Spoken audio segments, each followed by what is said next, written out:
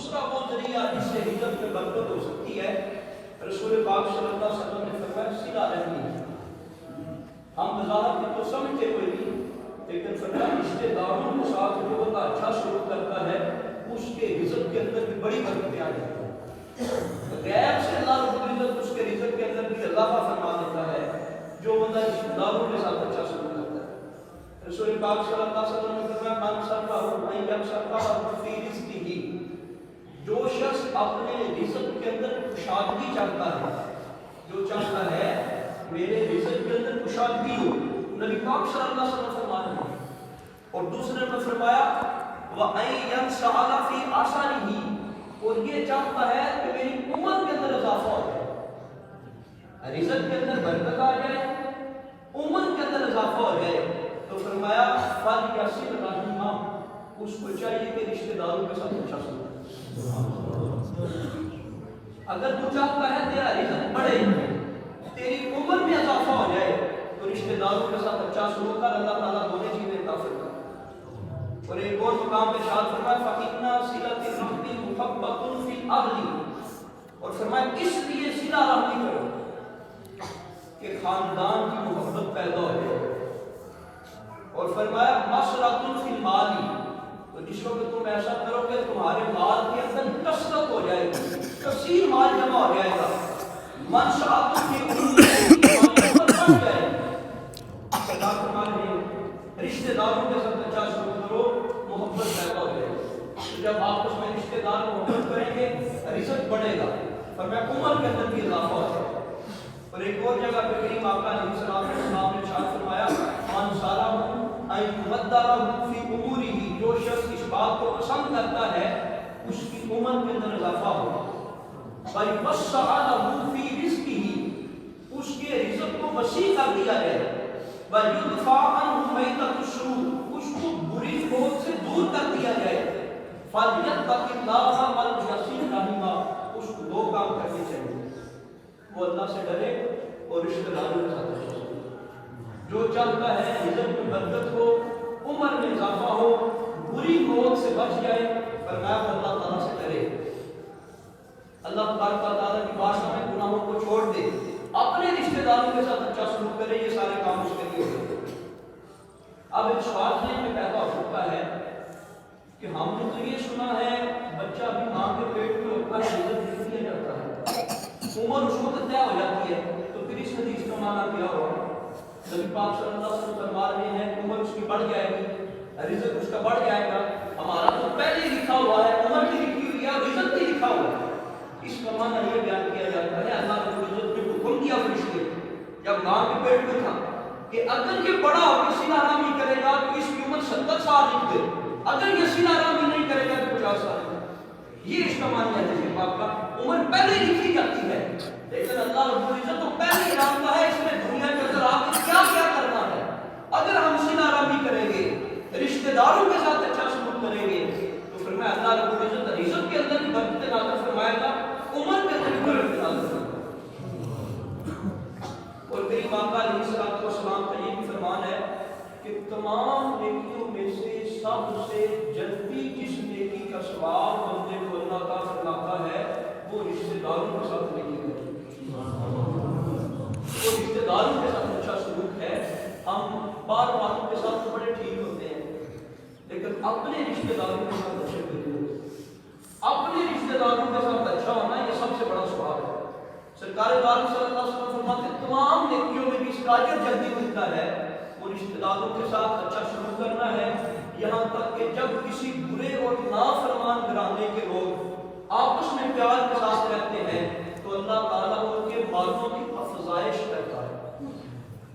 ہم کہتے ہیں یہ افزائش ہو رہی ہے، چیزیں بڑھ رہی ہیں، یہ پودے کی افزائش ہو رہی ہے، یہ پودا بڑھ رہا ہے، اور میں اللہ خود ہی اس کے مال کو بڑھا دوں گا، اس کی فصل ہے کھیت کے اندر، اللہ اس کو بڑھا دے گا، اس کے دانے پڑے ہیں گھر کے اندر، اللہ بڑھا دے گا، دولت پڑی ہے گھر کے اندر، میں اللہ بڑھا دے گا۔ یہ سرکار کا فرمان ہے کہ وہ آپس میں صلہ رحمی کرے، آپس میں جڑ جائیں تو اللہ تعالیٰ ان کے مالوں کی فزائش کرے گا، ان کے مال بڑھا دے گا، اور فرمایا ان کی اولادوں کی تعداد میں خاندان میں اضافہ فرمائے گا۔ محتاج نہیں ہوگی. نبی پاک صلی اللہ علیہ وسلم کا فتویٰ ہے کہ کوئی بھی ایسا کنبہ گھرانہ خاندان کبھی محتاج نہیں ہوگا اگر آپس میں وہ ملتے رہیں گے, صلح ان کی رہے گی, ایک دوسرے کی ضرورت پوری کرتے رہیں گے, اوکھے وقت میں ایک دوسرے کے کام آتے رہیں گے. تو ہم کہتے نہیں میری فلاں بھائی سے نہیں لگتی تو اس کی فلاں بھائی سے نہیں لگتی. رشتے داروں کا اسلام کے اندر بڑا ہوتا. رشتے کاٹنا سرکار نے کبیرہ گناہ ارشاد فرمایا. اگر کسی بھائی نے اونچ نیچ کرتی ہے, رشتے دار نے اونچ نیچ کرتی ہے, اس کے اوپر اجر بھی تو بڑا ہے. ہم اللہ کی رضا کے لیے معاف کر دیں, اللہ تعالیٰ دنیا کے اندر یہ نفع عطا فرمائے گا کہ موت آسانی کے ساتھ کرنے کو آئے گی اور پھر اس کے رزق کے اندر اضافہ ہوگا. اور کریم آقا علیہ السلام نے فرمایا کوئی بندہ کچھ نہیں کر سکتا, رشتے داروں کو قرض نہیں دے سکتا, رشتے داروں کی مشکل حل نہیں کر سکتا, رشتے داروں کو کے وقت میں کام نہیں آ سکتا. بلو ارحامکم وصلوا بالسلام, میں کچھ نہیں نہ کر سکتے, ان سے ملا کرو, ان کو سلام دے دو, اس سے تمہارے رشتے داری کا ادا ہوگا. رسول پاک صلی اللہ علیہ وسلم نے فرمایا رشتے داری کے اندر یہ چیز بھی ضروری ہے کہ انصر اخاک ظالما او مظلوما, اپنے بھائی کی مدد کیا کرو چاہے وہ ظالم ہو چاہے وہ مظلوم ہو. صحابہ کہتے ہیں یا رسول اللہ صلی اللہ علیہ وسلم یہ بات ہمیں سمجھ آ گئی کہ ایک بھائی مظلوم ہے, اس پہ ظلم ہو رہا ہے, ہم اس کی مدد کریں. آپ کہتے ہیں کہ اگر وہ ظالم ہے, ظلم کر رہا ہے, پھر بھی مدد کرو. تو یا رسول اللہ یہ کیسے ہم اس کی مدد کریں؟ رسول پاک صلی اللہ علیہ وسلم نے فرمایا ظالم بھائی کی مدد یہ ہے, ظلم کرنے والے بھائی کی مدد یہ ہے اس کے ہاتھ سے جا کر تلوار کو پکڑو. اس کی یہ مدد نہیں ہے کہ وہ کسی کو مار رہا ہے تو تم بھی جا کے مارنا شروع کر دو, اس نے لڑائی کسی کے ساتھ ڈالی ہوئی ہے تو تم بھی جا کے اس کے ساتھ لڑو. یہ مدد نہیں ہے. بھائی کے اوپر ظلم ہو رہا ہو پھر بھی مدد کرو, وہ ظلم کر رہا ہے تو پھر بھی مدد کرو.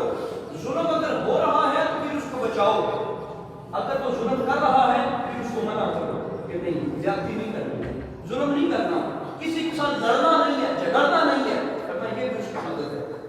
تو یہ رسول پاک صلی اللہ علیہ وسلم نے رشتے داری کا حق ہمیں بتایا کہ رشتے داری کا حق ادا کرو گے, اس سے بھی تمہارے رزق کے اندر اضافہ ہوگا. اور تیسرے نمبر پہ سرکار نے فرمایا کہ اللہ تعالیٰ کی راہ میں دینے سے رزق اور بڑھ کر کم نہیں. پہلے نمبر پہ ارشاد فرمایا کہ جو اللہ تبارک و تعالیٰ کی بارگاہ میں اپنے آپ کو عبادت کے لیے فارغ کر دیتا ہے, اذان کا ٹائم ہو جائے تو مسجد میں آ جائے, کھیت کے اندر حل چلا رہا ہے تو وہاں چھوڑ کے نماز پڑھ دیں, اللہ کا بلاوا آ گیا تو اللہ اور اس کے رسول کی طرف آ جائے, اپنے کام کے اندر وقت نکالے. پر میں ہم کچھ لوگ رزق کے حوالے سے کبھی پریشان نہیں ہونے دیں گے. جو اپنے رشتے داروں کے ساتھ اچھا سلوک کرتا ہے اس کو بھی رزق کے حوالے سے پریشان نہیں ہونے دیں گے. اور فرمایا جو بندہ ہماری راہ میں دیتا ہے, خرچ کرتا ہے, ہم بھی اس کو کبھی رزق کے حوالے سے پریشان نہیں ہوتے. ارشاد فرمایا فَمَا أَنفَقْتُم مِّن شَيْءٍ فَهُوَ يُخْلِفُهُ وَهُوَ خَيْرُ الرَّازِقِينَ. اور تم لوگ اللہ تعالیٰ کی راہ میں جو خرچ کرو, تھوڑا ہو زیادہ ہو, اللہ کی راہ میں جو بھی خرچ کرو وہ اس کا بدلہ دے گا اور وہ بہترین رزق دینے والا, اللہ اس کا بدلہ دے گا. یہ بینک کے اندر بندہ رقم اٹھاتا ہے اس لیے کہ اگر میں رکھوں گا تو مجھے اس کا بدلہ ملے گا, مجھے اس کے پیچھے کچھ ملے گا. اللہ بھی فرما رہا ہے. لیکن کتنی عجیب بات ہے کہ بینک والوں کے اوپر تو ہمارا یقین ہے, لیکن یہ قرآن کی آیت ہے, اللہ تعالیٰ نے قرآن کے اندر فرمایا ہے کہ ہمیں جو بھی دو گے ہم اس کا بدل دیں. اور فرمایا ہم سب سے بڑھ کر رزق دینے والے ہیں, ہم سے زیادہ رزق دینے والا کوئی نہیں ہے. وہ بڑی بڑی تمہیں کہے گا جی 10% لے لو, 8% لے لو, 20% لے لو, فرمایا سب سے بڑھ کے ہم دینے والے ہیں. ہماری راہ میں جو دو گے اس کا ہم بدلہ دیں گے. اور علامہ راضی رحمۃ اللہ تعالیٰ نے کمال کر دیا. آپ نے فرمایا اللہ تعالیٰ نے یہ جو ارشاد فرمایا اس کا معنی یہ ہے کہ خرچ کرو اور اس کا بدلہ ہمارے ذمہ لازم ہو گیا, ہماری یہ ڈیل ہو گئی, یہ معاہدہ ہو گیا, تمہارے ساتھ یہ وعدہ ہو گیا کہ ہماری راہ میں دو تو ہم اس کے بدلے تمہیں ضرور دیں گے. وہ اللہ تعالیٰ نے اپنی رحمت کے اوپر اس چیز کو لازم کر دیا. امام مسلم فرماتے ہیں نبی پاک صلی اللہ علیہ وسلم نے اللہ کا فرمان بیان فرمایا کہ یا ابن آدم انفق علیک، کہ تو میرے بندوں پہ خرچ کر، میں تجھے عطا کروں گا۔ یہ اللہ تعالیٰ کا فرمان کہ تو بندوں کے اوپر خرچ کر۔ اور بخاری شریف کی حدیث پاک ہے، رسول پاک صلی اللہ علیہ وسلم نے فرمایا ہے ما من یوم یشبہ العباد فیہ الا مالکان ینزلان، فرمایا ہر صبح دو فرشتے آسمان سے نازل ہوتے ہیں، ہر صبح دو فرشتے آسمان سے نازل ہوتے ہیں، وہ کیا کہتے ہیں؟ فیقول احدہما، ان میں سے ایک کہتا ہے اللہم آتی انفق علیک، یا اللہ جو مجھے راہ میں دیتا ہے، فرمایا ہر روز ہی آسمان سے صبح دو فرشتے نازل ہوتے ہیں، اور ان میں سے ایک دعا کرتا ہے یا اللہ جو تیری راہ میں دیتا ہے تو اس کو عطا فرما، اور سرکار نے فرمایا یقول آخر، اور دوسرا کہتا ہے اللہم آتی ممسکا تلفا، یا اللہ جو تیری راہ میں نہیں نہ دیتا اس کا مال تلف کر دے گا۔ یہ اللہ کی نورانی مخلوق ہر روز دعا کرتا ہے یا اللہ اس کا مال تباہ ہو، اس کا مال ضائع ہو، یا اللہ جو تیری راہ میں نہیں ہے، جو تیری راہ میں دیتا ہے یا اللہ اس کے بعد اور بڑھا۔ اور پھر آگے رسول پاک صلی اللہ علیہ وسلم کا فرمان انفق بلال ولا تخشى من ذی العرش اطلالا، سرکار صلی اللہ علیہ وسلم تو نہیں چاہتے تھے کہ میرے وہ ماڑے ہوتی ہیں رزق کے حوالے سے کمزور ہیں، جو غریب ہیں، جن کا کاروبار تھوڑا ہے، سرکار ان کو پریشان تو نہیں کرنا چاہتے۔ حضرت بلال آپ جانتے ہیں غلام تھے، زمین بھی نہیں تھی، کاروبار بھی نہیں تھا، کسی کے پاس مزدوری کا نہیں، کوئی گھر کا نظام چلا لیا، بیوی بچے بھی نہیں تھے، پھر بعد میں جا کے شادی ہوئی۔ حضرت بلال رضی اللہ تعالیٰ کو سرکار فرما رہے ہیں انفق، اے بلال اللہ کی راہ میں خرچ کرو، ولا تخشى، خوف نہیں کرنا، من ذی العرش اطلالا، کہ عرش والا تجھے تنگی کے اندر مبتلا کر دے۔ ماڑے صحابہ کو یہ رسول دیا جا رہا ہے، غریب صحابہ کو یہ سرکار پڑھا رہے ہیں کہ اللہ تعالیٰ کی راہ میں دینے سے یہ نہ رکھنا کہ عرش والا تنگی میں مبتلا کر دے گا، رزق تھوڑا ہو جائے گا، مال کے اندر کمی آ جائے گی، فرمایا نہیں یہ تو تجارت ہے اللہ کے ساتھ، یہ تو اللہ کے ساتھ تمہارا حصہ ہو گیا، شراکت ہوگی اللہ تعالیٰ کے ساتھ، کہ جس وقت اللہ تعالیٰ کی بات میں اپنا مال پیش کرو گے تو وہ کہیں سے زیادہ تمہیں واپس کر دے گا۔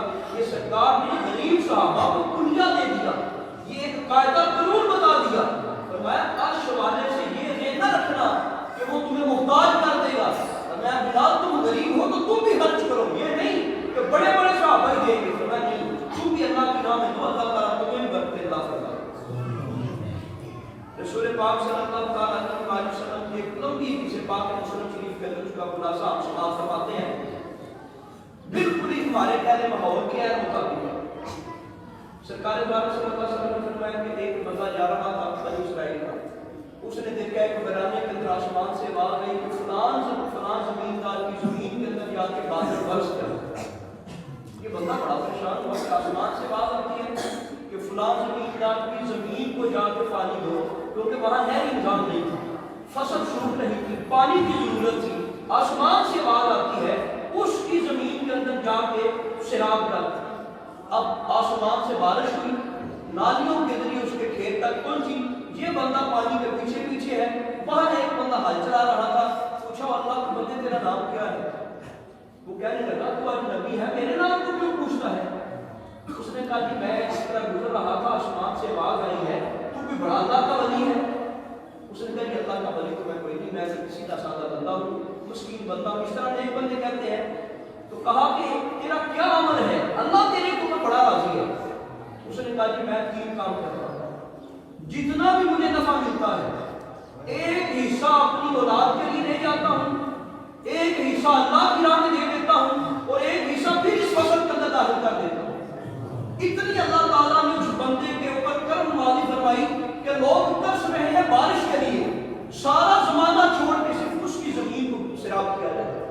بارش اس بندے کو دی جا رہی ہے جو اللہ کی راہ میں دیتا ہے، رات اس کو بے آسرا کو نہیں چھوڑتا، پھر اللہ تعالیٰ بھی بکرا سارے زمانے سے اس کو دیتا ہے، وہ بھی بکرا اللہ کی راہ میں دیتا تھا۔ ہم عشر کوئی نہیں دیتے، یہ رسول میں عشر لازمی ہے، یہ فرض ہے، اس طرح زکات فرض ہے۔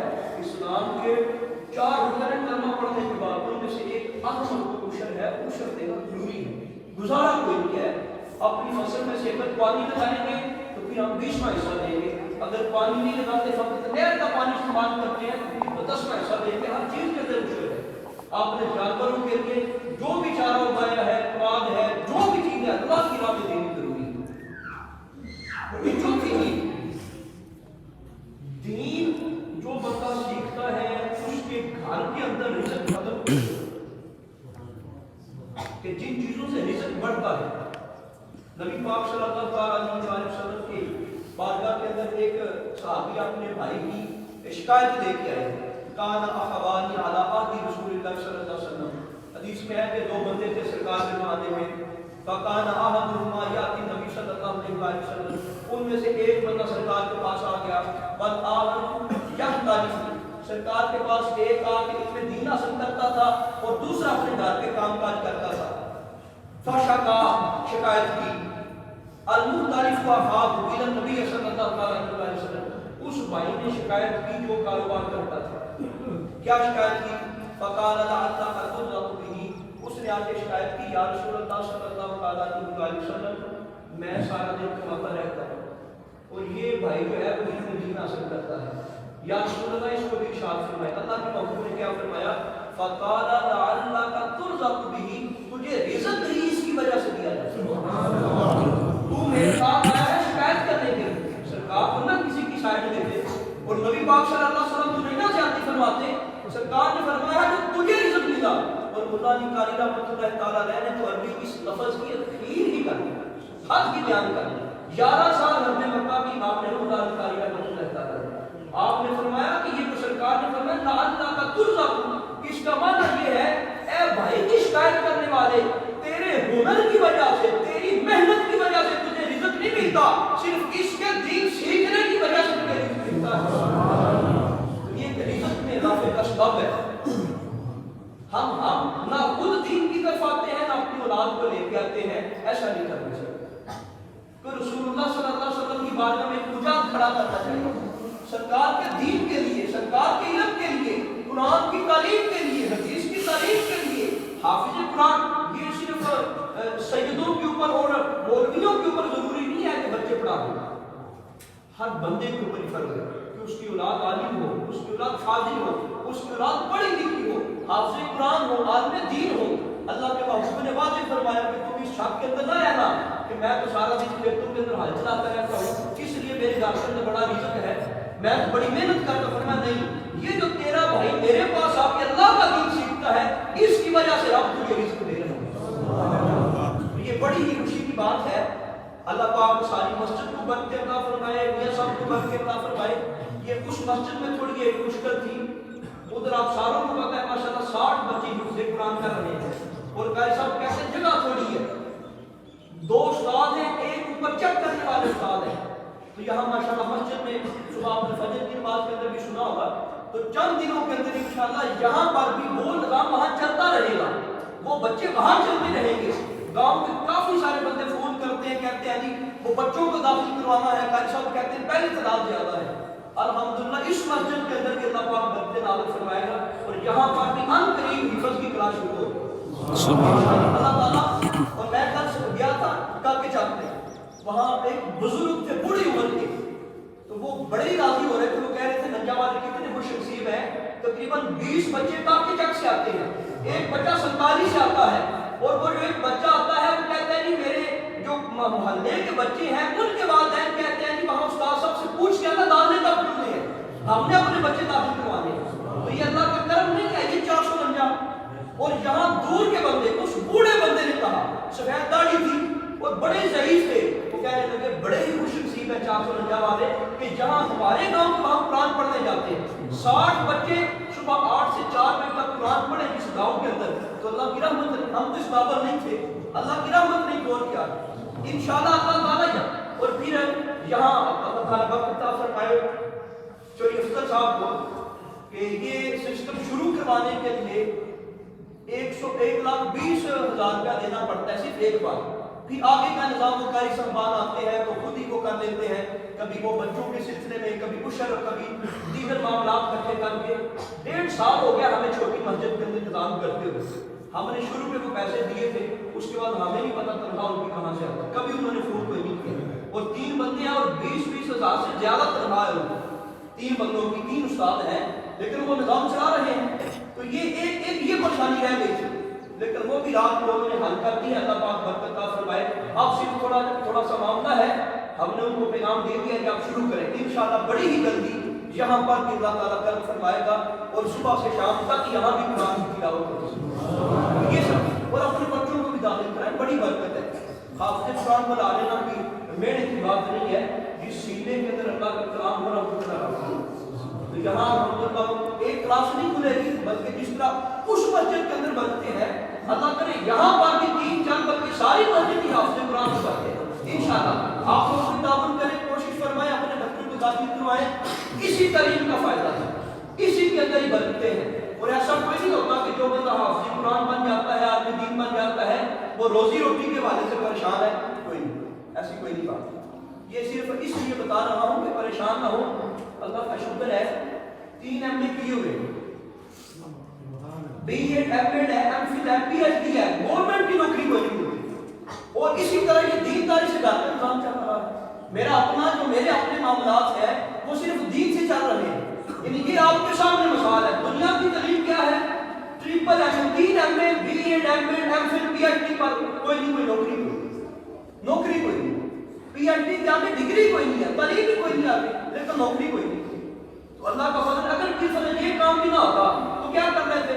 یا کہیں ریڈی لگانی تھی یا پٹھے پانے، تو اس کے علاوہ کام کوئی نہیں تھا، لیکن اللہ کا فضل ہے دین کی وجہ سے جو نظام چل رہا ہے۔ تو یہ دنیا کے حوالے سے بھی بندہ پریشان کوئی نہیں ہوتا، بلکہ پریشان کیا ہے جب سرکار فرماتے تیرے اس بھائی کی وجہ سے تجھے رزق ملتا ہے، جس کے صدقے بھائی کو رزق ملتا ہے اس کو رب کی طرح دیتا ہو، جس کے صدقے بھائیوں کو مل رہا ہے، جس کے صدقے خاندان کو رزق مل رہا ہے، رب اس کے اوپر کتنا راضی ہوگا۔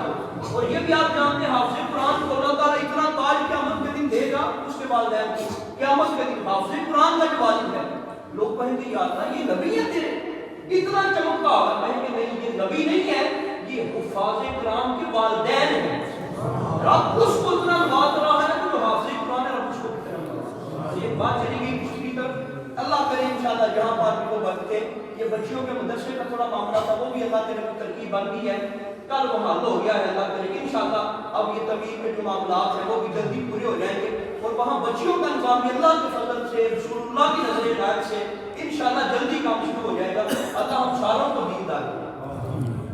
رسول پاک صلی اللہ علیہ وسلم کا اگلا فرمان کہ جس سے رزق بڑھتا ہے 5واں حصہ کمزور اور غریب لوگوں کی مدد کرنا، یہ وہ طریقے ہیں جن کی وجہ سے ہیپی طور پہ رزق بڑھتا ہے۔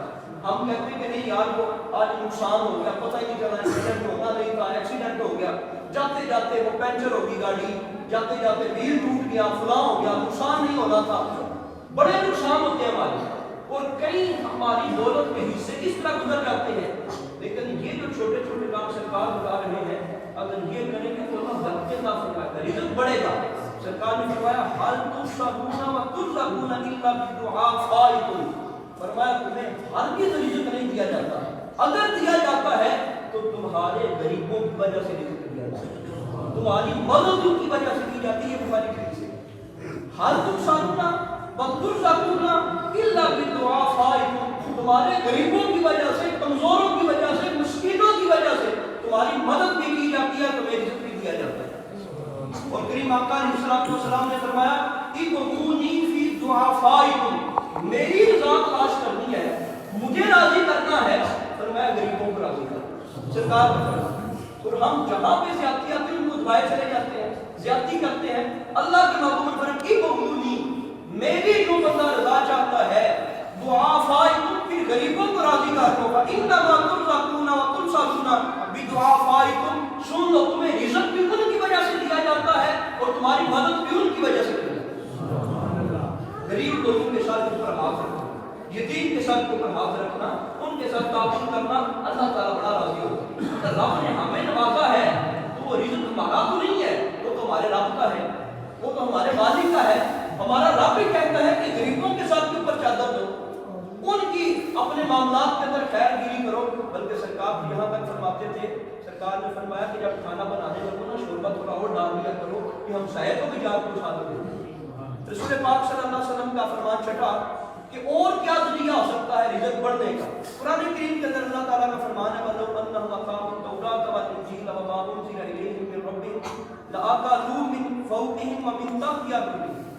فرمایا کہ وہ پچھلے اہل کتاب ہیں، اگر تورات کے اوپر اور انجیل کے اوپر اور جو ہم نے ان کے اوپر نازل کیا ان کے اوپر عمل کر لیتے تو کیا ہوگا؟ فرمایا آسمان سے بھی ان کے پاؤں کے نیچے سے بھی ان کو رزق ملنا، اوپر سے بھی نیچے سے بھی۔ اور اگر ہم باقی قرآن کے اوپر عمل کریں، اللہ کے رسول کے حکموں کے اوپر عمل کریں تو یہ رزق ہمارے لیے کیا؟ فرمایا کہ جو رزق ہے کہ اوپر سے بھی تمہیں ملے گا، نیچے سے بھی ملے گا، آسمان سے بھی ملے گا، زمین سے بھی ملے گا، رزق ملے گا اگر تم اللہ اور اس کے رسول کی باتوں کے اوپر عمل کرو۔ اور رسول پاک صلی اللہ علیہ وسلم نے ایک اور طریقہ بتایا کہ کسی کام کو صبح سویرے نکل جاؤ تو پھر بھی کام کے اندر برکت آتی ہے۔ حضرت سخر غامدی رضی اللہ تعالیٰ عنہ صحابی رسول ہیں، انہوں نے اس حدیث کو روایت فرمایا کہ نبی پاک صلی اللہ علیہ وسلم نے دعا فرمائی اللہم بارک لی امتی فی بکورہا، کہ یا اللہ میں تیری بارگاہ میں دعا کرتا ہوں کہ قیامت تک میری امتی جو بھی صبح صبح کام کے لیے جائیں گے یا اللہ ان کے کام کے اندر برکت آتی۔ اور یہ صحابی کہتے ہیں حضرت سخر جنہوں نے اس حدیث کو روایت کیا وَقَانَ سَخْرٌ رَجُلًا تَاجِرًا، یہ سخر ایک بندہ تھا جو تجارت کرنے والا تھا، وَقَانَ يَبْعَثُ تِجَارَتَهُ مِنْ أَوَّلِ النَّهَارِ، لیکن اس نے اپنا طریقہ بنایا ہوا تھا، جب بھی کام کے لیے نکلتا تو صبح سویرے نکلتا، فَآثَرَ وَكَثُرَ مَالَهُ، اس کا اثر یہ ہوا کہ اللہ تعالیٰ نے کثیر مال اس کو دے دیا۔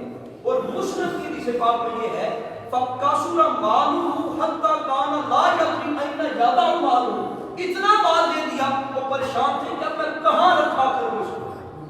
طریقہ سے انتظام کیا کہ صبح سویرے کام کو نکلتے، اللہ کے محبوب کی سنت کے اوپر عمل کا یہ فائدہ ہوا کہ اللہ نے مال کے اندر کثرت کر دی۔ وہ کہتے میں تو کام تجارت کرنے والا تھا، جو کام کو نکلتا ہے، اب ایک بندہ گھر سے نکلتا ہے صبح صبح کہ میں گائیوں کا دودھ دھونے جا رہا ہوں، بھینسوں کا دودھ لینے جا رہا ہوں، نیت یہ کر لے کہ میرے محبوب نے ہمارے آقا نے دعا کی ہم لوگوں کے لیے جو صبح سویرے اندھیرے کی حالت میں گھر سے نکل جاتے ہیں، کوئی اور کاروبار بنتا ہے وہ یہ نیت کر لے سرکار کی دعا آج بھی اس کو پہنچے گی، سرکار نے سارے مسلمانوں کے لیے دعا کی ہے اور میں تو صبح سویرے مال کے لیے نکلتے ہیں۔ اور یہ بھی حدیث پاک ہے بخاری کے اندر کیا، مسلم کے اندر کیا، امام احمد نے اس کو ذکر کیا ان نبی اللہ نوح علیہ السلام، اللہ کے نبی نوح علیہ السلام لما حضرت الوفات قال ابنی، جس وقت ان کا آخری وقت تھا انہوں نے اپنے بیٹے سے کہا انی قاسم علیک وصیہ تھا کہ میں تیرے اوپر بیٹا ایک خاص چیز کی وصیت کرنا چاہتا ہوں، آمن کا بِإِسْنَتَيْنِ، دو کام تجھے کرنے ہیں، وَأَنْهَاكَ عَنِ اثْنَتَيْنِ، دو کاموں سے تجھے بچ جانا ہے، آمن کا بِلَا الَّهَ إِلَّا اللَّهُ وَسُبْحَانَ اللَّهِ وَبِحَمْدِهِ، فرمایا جو دو کام تجھے کرنے ہیں، آپ یہ سمجھیں کہ آخری وقت میں باپ وصیت کرے بیٹے کو تو بڑی خاص بات بتاتا ہے، اور باپ بھی اللہ کا نبی ہو اور نبی بھی نوح علیہ السلام ہو جن کو آدمی ثانی کہا جاتا ہے۔ ہر بندے سادات کے علاوہ دو نبیوں کے تو ہے ہی ہیں بیٹے، جو سادات کے علاوہ سادات میں اندر سرکار بھی شامل ہو جائیں گے، لیکن عام جتنی بھی مخلوق ہے، جتنے بھی لوگ ہیں، آدم علیہ السلام کے بھی بیٹے ہیں، نوح علیہ السلام کے بھی بیٹے ہیں، تو نوح علیہ السلام نے کہا اپنے بیٹے سے آخری وقت میں کہا کہ دو کام تمہیں کرنے ہیں اور دو کاموں سے بچ جانا ہے، جو دو کام کرنے ہیں وہ ہے لا الہ الا اللہ، یہ پڑھتی رہنا ہے، لا الہ الا اللہ پڑھتے رہنا ہے، سبحان اللہ و بحمدہ یہ بھی پڑھتی رہنا ہے۔ پھر اپنے بیٹے کو مطمئن کیا اور فرمایا ان کو معمولی نہ سمجھنا، فرمایا فَإِنَّهَا صَلَاةُ كُلِّ شَيْءٍ، فرمایا انسانوں کے علاوہ ہر شے کی نماز یہ دو کرتے ہیں، ہر شے نماز پڑھتی ہے، ہاں وہ پتھر ہو، درخت ہو، پہاڑ ہو، جو بھی ہو، فرمایا ہر چیز کی نماز یہ دو کرنے ہیں، وَبِهَا يَرْزُقُ الْخَلْقُ، فرمایا ساری مخلوق کو رزق ملتا ہے ان دو کلموں کی وجہ سے۔ میں تجھے بتا رہا ہوں کہ رزق کی تجھے کبھی کوئی نہیں آئے گی، ساری زندگی تو رزق کی وجہ سے پریشان نہیں ہوگا، کام تجھے یہ کرنا ہے کہ ان دو کلموں کی وجہ سے پوری مخلوق کو، وہ بشر ہو، انسان ہو، جنات ہو، چرند ہو، پرند ہو، ساروں کا رزق ان کی وجہ سے ملتا ہے، تو تو نے پڑھتے رہنا ہے لا الہ الا اللہ، آگے بہتر ہے کہ کرنا شریف پورا پڑھ لے بندہ محمد رسول اللہ، پھر آگے درود شریف پڑھ لے تو اور بہار ہے صلی اللہ علیہ وسلم، سبحان اللہ و بحمدہ، یہ عادت ہونی چاہیے۔ فائدہ کیا ہوگا؟ رزق کے حوالے سے کبھی پریشان نہیں ہوگا. اور آگے فرمایا وَأَنْهَاكَ عَنِ الشِّرْكِ وَالْكِبْرِ, اور فرمایا دو بڑی چیزیں ہیں, ان سے اپنے آپ کو بچا لینا. ساری زندگی شرک نہیں کرنا اور ساری زندگی تکبر کوئی نہیں کرنا. شرک کی یہ ہے کہ اللہ رب العزت کے برابر لا کے کسی کو کھڑا کر دیا. رب ہی ہے, ساری کائنات کا خالق ہے, باقی ساری مخلوق ہے. اللہ تعالیٰ کے مقابلے کے اندر کوئی نہیں آ سکتا اور اللہ تعالیٰ کی مثل کوئی نہیں ہو سکتا. عبادت صرف اللہ کی ہے, سجدہ صرف اللہ کو ہے. اللہ تبارک و تعالیٰ کے برابر اور فائل اور مقابلے میں کوئی نہیں ہو سکتا. اور یہ حدیث رسول ہے, رسول پاک صلی اللہ علیہ وسلم کو فرمانے سے اللہ کے مقابلے میں میرے علم کی حیثیت یہ ہے کہ جس طرح ایک سمندر بہ رہا ہے تو وہاں ایک چڑیا اپنی چونچ پر, سیدی اعلیٰ حضرت نے اس قول کو بطور قول کر کے نقل فرمایا ہے, اللہ کے مقابلے کے اندر کوئی مقام کوئی نہیں کسی. اس اعتبار سے اللہ کے مقابلے کے اندر اللہ کے برابر کسی کو کوئی بندہ نہیں جا سکتا. ہاں وہ نبی پاک صلی اللہ علیہ وسلم کیوں ہے, اللہ کے برابر کوئی چیز نہیں ہو سکتی. اللہ خالق ہے, باقی ساری چیز مخلوق ہے. فرمایا یہ شرک نہیں کرنا ساری چیز, اور فرمایا تکبر کوئی نہیں کرنا. تکبر کوئی نہیں پسند کرتا نبی پاک صلی اللہ علیہ وسلم, نہ اللہ کو پسند ہے. تکبر یہ بڑائی, ہر وقت اپنی انا کے اندر رہنا, تو یہ کہنا میں ہی سب کچھ ہوں باقی سارے کوئی نہیں, یہ تکبر سرکار کو کوئی نہیں پسند. نبی پاک صلی اللہ علیہ وسلم ساری زندگی عاجزی کرتے ہیں. فتح مکہ بہت بڑی فتح تھی, سرکار اپنے جانور کے اوپر سوار تھے اور سرکار کی گردن جھکی ہوئی تھی. فرمایا اتنی اللہ نے مجھے شان دے دی ہے, میں پھر بھی تکبر سر کھا کے نہیں چل رہا, سر جھکا کے چل رہا ہوں. اور سرکار چلتے تھے, محدثین نے لکھا سنت یہ ہے, چلنے کا طریقہ یہ ہے. اور سرکار چلتے تھے تو ایسے چلتے تھے جس طرح کوئی بندہ پہاڑی پہ چڑھ رہا ہے. آپ نے دیکھا ہوگا اونچائی پہ جب چڑھتے ہیں تو بندہ تھوڑا جھکا ہوتا ہے اور بندے کی نگاہ نیچے کی طرف ہوتی ہے. سرکار عام طور پر ایسے چلتے تھے, اور یہ سنت رسول ہے. اس کے اندر ایک پہلو یہ ہے کہ تکبر نہیں ہو. سرکار کو تکبر سے منع کر دیا. اب بات تکبر کی ہے تو ایک مسئلہ سن لیں. وہ آپ نے کتنی بار سنا ہوگا واقعہ مباہلے والا, کتنی بار, لیکن اس واقعے کے پیچھے ایک بیک گراؤنڈ تھی. یہ جو نبی پاک صلی اللہ علیہ وسلم نے عیسائیوں کو فرمایا تھا کہ آ جاؤ تم اپنے اولاد کو لے آؤ, تم اپنی اولاد کو لے آؤ, تم پینٹر پاک مولا علی پاک پیچھے دے دو. اس سے پہلے ایک معاملہ ہوا تھا. سرکار نے خط لکھا تھا ان کو کہ یا تو کلمہ پڑھ کے مسلمان ہو جاؤ, نجران کے عیسائیوں کو, یا تو کلمہ پڑھ کے مسلمان ہو جاؤ, یا جنگ کے لیے تیار ہو جاؤ, یا پھر مسلمانوں کے ملک کے اندر آ کے فدیہ دو. یہ تین اسلام نے اصول دیے ہیں کسی بھی ملک کے اندر پیغام بھیجنے کے لیے. وہ آگے وہ آئے اس حال میں کہ جس وقت وہ اترے نا سرزمین مدینہ کے قریب, انہوں نے اپنے کپڑے اتار دیے. یہ ہم نے بھی دیکھا ہے کہ جس وقت یہ رات کی شادی پہ جاتے ہیں تو پھر پیچھے کسی ہوٹل کے اوپر رک کے اپنے کپڑے وغیرہ تبدیل کر دیے, پھر خوب باکمال کپڑے پہن کے اپنے شادی والے گھر میں جاتے ہیں. وہ تھوڑا پیچھے اترے, انہوں نے سفر والے سارے کپڑے اتار دیے اور لمبے لمبے ان کے پیچھے جا رہے تھے. سرکار سے 3 بار انہوں نے سلام کیا, سرکار نے جواب نہیں. یہ مباہلہ جو ہوا تھا اس سے پہلے کی بیک گراؤنڈ ہے, پس منظر ہے اس کا شان نزول کہہ دے. اس سے پہلے یہ بات نبی پاک صلی اللہ علیہ وسلم بولتے ہی نہیں. یہ حضرت عثمان غنی کو لوگ جانتے تھے تجارت کے والے سے, ان کے پاس چلے گئے, کہا ہمیں خط لکھا بتایا تھا, ہم آپ کے نبی کے خط کے اوپر آئے ہیں ان کے پاس, ہم سے وہ سلام بھی نہیں دے رہے, ہمارے سلام کا جواب بھی نہیں دے رہے. صحابہ کرام خاموش. سرکار کو اس نے کیا کہنا تھا؟ سارے صحابہ کام کے ذہن میں بات سن رہی, صرف مولا علی کے ذہن میں بات ہے. مولا علی پاک نے فرمایا یہ کہ تم نے تکبر والا لباس پہنا ہے, یہ لباس اتارو اور وہی لباس پہنو جو سفر کے اندر تھا, پھر پہلی بار جا کے سلام کرو, اگر جواب نہ ملے تو مجھے پکڑ لینا. اللہ وہی کپڑے پہنے, وہی کپڑے پہنے جو پرانے تھے. یہ مولا علی نے صرف بتایا تھا. سرکار کے پاس گئے تو نبی پاک صلی اللہ علیہ وسلم نے اسی وقت ان کے سلام کا جواب دیا. فرمایا تکبر میرے رب کو کوئی نہیں پسند ہے اور تم تکبر کر کے میرے پاس آتے ہو. سرکار تو ایسے لوگوں پر آ کر مسلمان نہیں تھے, سرکار نے ان کے سلام کا جواب کوئی نہیں دیا. تو آج بندہ کیسا ہوتی ہے, سرکار دو عالم صلی اللہ علیہ وسلم کی امت کے سامنے بندہ تکبر کرتا رہے تو فرمایا تکبر نہیں کرنا. اس سے کیا ہوگا, ہجرت کے اندر کمی ہو جائے گی, اللہ رب العزت ناراض ہو جائے گا. گھر والوں کو نماز کا حکم دینا, وَأَمُرْ أَهْلَكَ بِالصَّلَاةِ وَاصْطَبِرْ عَلَيْهَا لَا نَسْأَلُكَ رِزْقًا نَحْنُ نَرْزُقُكَ وَالْعَاقِبَةُ لِلتَّقْوَىٰ.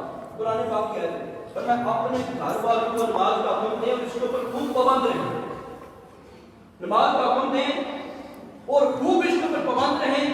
ہم آپ سے کسی رزق کا مطالبہ نہیں کرتے, ہم ہی آپ کو رزق دیں گے اور اچھا انجام تقویٰ. یہ قرآن کا فرمان ہے. ذرا اس کو تھوڑا سا غور سے دیکھیں. चीजें बयान करने की तकरीबन 8 हो गई हैं। अल्लाह कबूल फरमाए। ये अल्लाह का हुक्म है। वामुर अहलका बिस्सलाति वस्तबिर अलैहा ला तस्अलका रिज़्क़न। फरमाया तुम अपने खानदान को, अपने घर को, अपनी औलाद को नमाज को हुक्म देते रहो कि इसके ऊपर कारबंद रहो। और आगे फरमाया हम आपसे किसी रिज़्क़ का मुतालबा नहीं करते। ये पॉइंट है समझने में। हम आपसे किसी रिज़्क़ का मुतालबा नहीं करते। फसल से हमें रिज़्क़ मिलता है पर वो हमसे रिज़्क़ का मुतालबा करती है। कोई भी कारोबार है हम करते हैं, वहां से हमें रिज़्क़ मिलता है पर वो कारोबार रिज़्क़ का मुतालबा करता है। और आसान लफ्ज़ों में इसको समझें, कभी ऐसा नहीं हुआ कि फसल के अंदर जब बीज ना डाले लेकिन वो हमें फसल दे दे। हमें पहले वहां पे रिज़्क़ देना पड़ता है, वहां पे दाना डालना पड़ता है, बीज डालना पड़ता है। अल्लाह ने फरमाया दुनिया का कानून ये है कि तुम वहां रिज़्क़ दोगे, वहां तुम कुछ रकम दोगे, फिर तुम्हें वापस आएगी डबल ट्रबल होके, 10 गुना होके, 50 गुना होके। पर जो बंदा नमाज पढ़ेगा, अहले हाना को नमाज की दावत फरमाएगा, फरमाया लान तस्अलका रिज़्क़न, हम मुतालबा नहीं करते, हम फिर बगैर मुतालबे के आपको रिज़्क़ देते हैं। ये कुरान की आयत के अंदर राज है कि 2 काम तुमने करने हैं, खुद भी इसके ऊपर पाबंद हो जाओ और अपनी औलाद को भी पाबंद करो। ये नमाज अहम तरीन रुकन है, अहम तरीन रुकन है।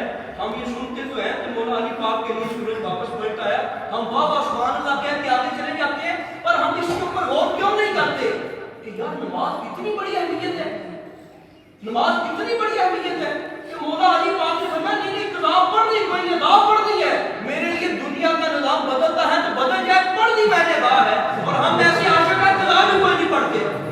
वो इतने करीम थे, वो इतने करीम थे, नमाज की अहमियत उन्होंने वाले फरमाई कि नमाज को हल्का कोई ना जानना, हम तो अपनी नमाज को कलाम को नहीं होने देते। सूरज का वापस पलट आना ये छोटी बात नहीं है, दुनिया का निजाम बदलता है, सारा मामला ऊंच नीच हो जाता है। लेकिन फरमाया नमाज तो मुझे बात नहीं है, मेरे चाहने वालों, मेरे नारे लगाने वालों, मेरे रास्ते में चलने वालों, मेरे अमल से नहीं किसी का तासर करना कि मैं तो किताब ही नहीं पढ़ता, मैं तो दाई पढ़ता हूँ, सारी जिंदगी नमाज को ना होने दे। ये मौला अली का इशारा है और इमाम पाक का भी ये इशारा है कि देखो सर कट रहे हैं, हालात इतने हैं पर नमाज हम कोई नहीं छोड़ रहे। नमाज बिना छोड़ना अजीब सूरत क्या हाल है। पीर साहब कहते हैं जी हमने तो एक बार ही पढ़ी हुई है, वो तरीका मौला अली पाक को नहीं आता था, वो तरीका इमाम हुसैन पाक को नहीं आता था कि एक बार पढ़ लेते सारी जिंदगी की नमाज़ी हो जाती है। नमाज 5 वक्त की पढ़नी फर्ज है, सरकार के ऊपर 6 नमाज़ें फर्ज लाज़िम थी, 6 नमाज़ें तहज्जुद की नमाज नबी पाक सल्लल्लाहु अलैहि वसल्लम के ऊपर लाज़िम थी और हम 5 को नहीं पढ़ते। तो नमाज बड़ी अहमियत की आमना, इसको पढ़ना चाहिए। और बड़ी ही रात को भी हम यहाँ मियाँ साहब के पास बैठे हुए थे। अब यकीन माने आपने भी मुशाहदा किया होगा, मुख्तलिफ गाँव के अंदर देहातों के अंदर जाके नमाज के हवाले से हम पूछे, छोटी मस्जिद के अंदर आप जाके देखते वहाँ पर भी नमाजी थोड़े हैं, यहाँ पर भी नमाजी थोड़े हैं और अल्हम्दुलिल्लाह जाना ना लगा रहता है। और बाकी ये हमारी कमी है, मेहरबानी फरमाए नमाजी पक्की हो, अल्लाह बड़ा राजी हो। ये कितनी अल्लाह ताला की करम नवाजी है कि बंदा अपना सारी अल्लाह की बारगाह में लाके रखते कि या अल्लाह मैं क्या करूं कि मेरी इज्जत तेरी बारगाह में आ गई है। लोग तो वो अपनी चादरें ला के रखते हैं किसी के कदमों के अंदर, अपने वो मुंडे के ऊपर रखने वाली चादर, अपने सर की पगड़ी ला के रखते, वो साफा किसी के कदमों में डाल दे वो राजी हो जाता है, वो नाराजगी दूर कर देता है। जिस मालिक की बारगाह में अपना सारा रख रहे हैं क्या वो गुनाह माफ नहीं करेंगे, वो राजी नहीं होगा, वो जरूर राजी होगा।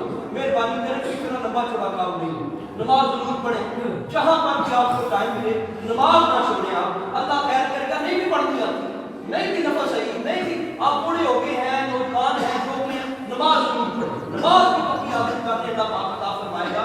रसूल पाक सल्लल्लाहु अलैहि वसल्लम का अपना तरीका, इसी के साथ सरकार का अपना तरीका और सरकार के घराने की बात है। कानून नबी सल्लल्लाहु अलैहि वसल्लम इज़ा नाज़रा अहलिही, सर अहल कहते घर वालों, फरमाया जिस वक्त सरकार के अपने खाना पे नाज़िल होता क्या शिद्दतु अई दैकुन, शिद्दत कहते हैं गम और तकलीफ, नाज़िल होती दैकुन के माल की कमी, अगर रिज़्क़ की कमी हो जाती, कोई तकलीफ नाज़िल हो जाती, परेशानी नाज़िल होती, हमारा बिस्सलात सरकार अपने घर वालों को कहते चलो नमाज़ें पढ़ना शुरू कर। ये सरकार का तरीका था और सरकार अपने घर वालों को ये सिखाते थे, अपनी अज़वाज को, अपने खानदान को ये सिखाते थे। करीम आका अलैहिस्सलाम जब निकाह हुआ ना मौला अली पाक का, बीबी पाक का, तो आप किसी भी तरीक़ और हदीस की किताब पढ़ के देखते सरकार रोज़ाना उठा कहते थे और 3 बार जाते थे। सरकार एक बार दस्तक देते, पानी बहने की आवाज कोई ना आती। सरकार जब भी फजर की नमाज पढ़ने के लिए निकलते, सरकार कहते सलात या अहले नबी सल्लल्लाहु अलैहि वसल्लम, ऐ नबी के घर वालों, नमाज का टाइम हो गया। सरकार की ये बकायदा आदत मुबारक थी। एक बार सरकार सल्लल्लाहु अलैहि वसल्लम उठाते, पानी बहने की आवाज ना आती, सरकार फिर जाके नफल पढ़ते, तहज्जुद के नफल अदा करते, सरकार फिर आ जाते, फिर सरकार आके दस्तक देते। और जब तक मौला अली पाक और बीबी पाक के घर से पानी बहने की आवाज ना आती ना, सरकार आके खाया करते थे। 3-3 4-4 बार भी आके सरकार खाया करते थे। खड़े हो जाए, नमाज पढ़े, रब राजी हो। ये सरकार की अपनी आदतें मुबारक है। तो नमाज पढ़ना कोई मामूली बात और आम बात नहीं है, पढ़नी चाहिए। सरकार अपने खानदान वालों को कहते थे, हजरत मुज़नी रहमतुल्लाह तआला सहाबी रसूल हैं, इनका वाक़या मुहद्दिस इब्न जौज़ी ने लिखा, वकाना बकर अब्दुल्लाह इब्न मुज़नी इज़ा असाब अहलहु ख़सासतुन क़ाला कुम फसल। हजरत मुज़नी रहमतुल्लाह तआला रज़ियल्लाहु तआला अन्हु सहाबी रसूल हैं, वो कहते हैं मेरे घर के अंदर जब किसी को फाका आ जाता, कोई मुसीबत नाज़िल हो जाती, कुम फसल, मैं अपने खानदान वालों को कहता खड़े हो जाओ, नफल पढ़ना शुरू कर। तो नमाज बहुत बड़ी इबादत है, बहुत बड़ी बंदगी है। अल्लाह से ये वादा कर रहे कि कितना फर्ज, ये समझाने वाली बात तो है नहीं, करने वाली तो बात है नहीं। हर बंदे को पता है कि नमाज आला तरीन फर्ज है, नमाज आला तरीन फर्ज है। कलमे के बाद सबसे बढ़ के जिसकी फजीलत है, इस्लाम की दुनिया में, वो नमाज है। तो नमाज को अदा करें, अल्लाह ताला ने कितनी खूबसूरत मंजिल अता फरमाई है, लेकिन एक शब्द मुकम्मल करें। कितने दर्द और अफसोस की बात है, ग्राउंड के तरफ चले जाएं, नौजवान जाते हैं, खेलने को नहीं जाते, कहते चलो आओ जी को ग्राउंड में चले। बुजुर्ग भी जाते हैं, किसी के घर के अंदर भी यहाँ हुक्का और रखते हैं, हर रोज ही बैठक को कह दें कि पूरी बार रौनक होती है, भरी होती है एक हुक्के की वजह से। लेकिन अल्लाह की रहमत और अल्लाह की फजल यहाँ रौनक ना हो तो हमारी मुसलमानी भी कैसे? हम अल्लाह की बारगाह में क्या जवाब देंगे कि या अल्लाह सिर्फ तेरा घर ही मेहरान है, बाकी हर डेरा सजा हुआ है, हर महफिल सजी हुई है, हर जगह पे रौनक है, पर तेरा घर आप जल्दी बंद कर देते हैं। अल्लाह रहमत फरमाए, अल्लाह करे, अल्लाह पाक के घर बात हो जाए और हम सारे नेक हो जाए। अल्लाह